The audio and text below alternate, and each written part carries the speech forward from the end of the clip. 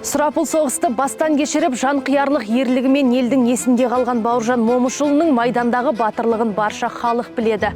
Қан майданда қасқайып жауға қарсы тұрып, аман-есен еліне оралған халық қаһарманының соғыстан кейінгі өмірі қалай жалғасты? Айналасында кімдер болды, кімдермен араласты? Бірі білсе, бірі біле бермес. Бұл жайында бүгінгі шығарылымда Бауыржан Момышұлы жайлы естелік кітап жазған Мамытбек Қалдыбайұлы айтып бермек. Жарқынбеков деген мектептің директоры нені ашты кездесуді. Ол кісі жақсы сөздер сөйлеп, батыр, аңызға айналған адам деп, қаһарман деп сөйлеп келді де, жақында Бауыржан Момышұлы ағамыз «Знамя Москва» деген роман жазды. Қазақшалап айтқанда артымызда Москва деп ол кісі орнынан ұшып тұрды. Мен білсем, мынау директор сауатсыз деп айқайлады. Ана директор есінен танып қала жазады.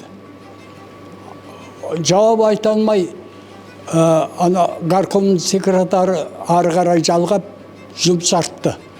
Мен шошып кеттім, Әбіш ағайға айттым, ағам мен сөйлемеймін дедім, сөйлемей-ақ қояйын дедім. Сөйтіп ол кісі айтты, жоқ болмайды сөйлемесең. Ана тізімге жазылып кеткенсің, сөйлейсің. Өзің ол ағаң мінезі сондай деді. Енді ана біз романдарын оқығанменен көзбен көргендей болмайды екен әсері. Содан маған да кезек келді. Мен жазып болғанда оқып беру оңай ғой. Оқып кетіп бара жатырым, 2-3 қадым мінбеден ұзап. Ей деген айқай шықты. Бұрылып қарасам, орнынан түрегеп тұр екен. Берген деді. Соң бір басып, 2 басып, қасына бардым. Ана жазғаныңды маған қалдыр деді. Ертең сағат 0:09-да маған келесің деді. Келесі жылы Баукең Сарыағашқа демалуға барған екен. Мені іздепті. Мен көктемгі сессияны тапсырғаннан кейін 1 апта демалыс болады ғой студенттердің. Сол мен ауылыма кетіп қалып ем. Оқытушы Мүслім Қожықов деген кісіге хат қалдырыпты. Мамытбек қарағым, сені іздеп таппадым, қатты өкінемін депті. Составе нашей дивизии мы воевали, состав нашей дивизии. Представитель 36 национальностей народов. Это связано с национальностью, что влияет. И самый критический момент в Москве, эта дивизия явилась лабораторией интернационализма. Мы французы гордимся, что именно французы воевали в команде эту скромную, тихую, пыльную, замечательную русского генерала Ивана Степанова. Бауыржан Момышұлы туралы ол кісінің Ұлы Отан соғысына қалай қатысқаны, қандай ерлік жасағаны, ол жайында талай кітаптарда, фильмдарда шығарылған. Ал енді бұл кісінің бейбітшілік кезінде қалай өмір сүрген, кіммен араласқан туралы біздің жазушы Мамытбек Қалдыбай ағамыз кезінде 20 жылдан астам сол кісінің жанында жүріп, сол кісінің мінезін қарап, қандай адам екенін байқап жүрген, өз түйіп жүрген екен сол кезде. Содан бері, міне енді 1982 жылдан бері Бауыржан Момышұлы дүниеден озған, бірақ Мамытбек ағамыздың сол өзінің арманы, сол кездесулерді ертең мен кітап ретінде шығарсам, бұны дүниеге шығарып, бұны жастар оқыса деген арман екен. Барлық уақытымды Баукеңе жұмсадым.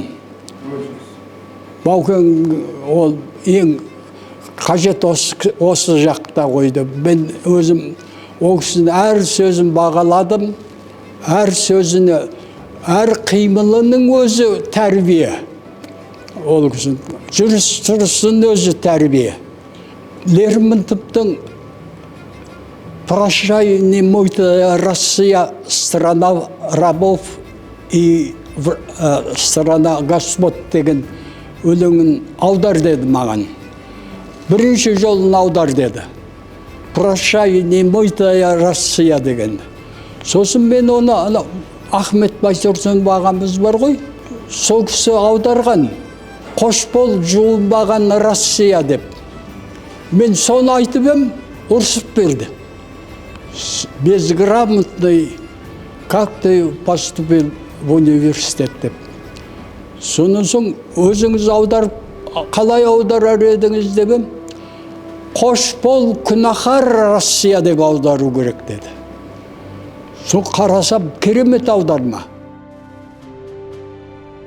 Мамытбек ағамыздың әріптестері, одан кейін мұнда біздің гарнизондағы әскери курсант, әр мекеменің өкілдері келіп, соған қатысып, үлкен шара өткізілді.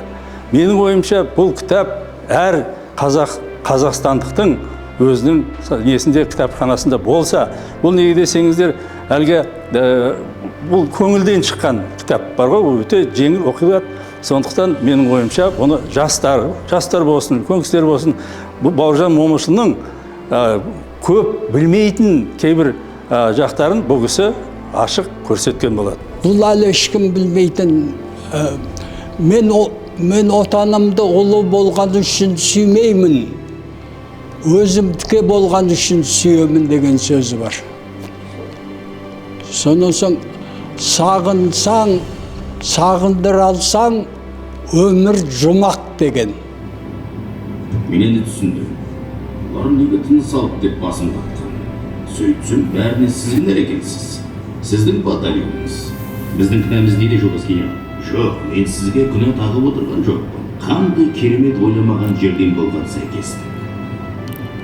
Біз жауға бір уақытта бірге соққы берген екенбіз. Сіздің батальоныңыз менің резервімде болады, Момышұлы. Бұл біз үшін үлкен құрмет жолдас генерал. Ана отан үшін отқа түс күймейсің дегеннің астары ол пейішке барасың деген сөз. Бізде енді бар енді арамызда соғыс кезінде халық қаһарманы болған соғыс ардагерлері, бірақ Бауыржан Момышұлының орны өте бөлек. Бұл кісі 31 жасында майданға кетіп, ең қиын жеріне түсті ғой, Москваның түбінде. Сонда біз өзінің ерлігін көрсетіп, өзінің қандай елін, отанын сүйем деген, әр қазақтың жүрегінде сол болу керек.